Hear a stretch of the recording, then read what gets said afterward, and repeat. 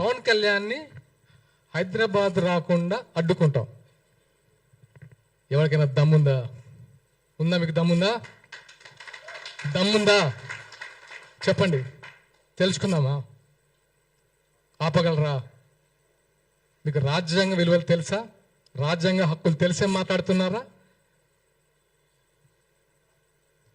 తెలంగాణలో జనసేన పార్టీ చాలా బలంగా ఉండబోతుంది. ఖబర్దార్, గుర్తుపెట్టుకోండి.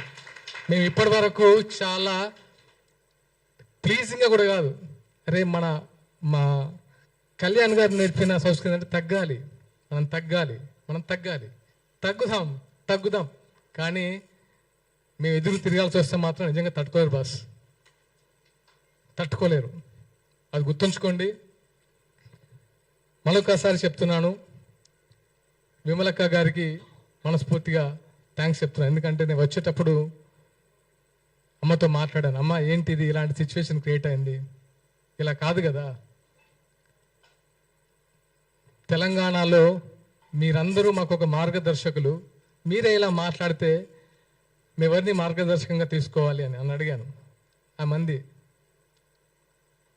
చిన్న అప్పుడప్పుడు దొలుతుంటాయి, దీన్ని ముగింపు పలకండి అని. అమ్మ, మీకు ఇచ్చిన మాట ప్రకారం ఈరోజు నేను ముగిద్దాం అనుకుంటున్నాను.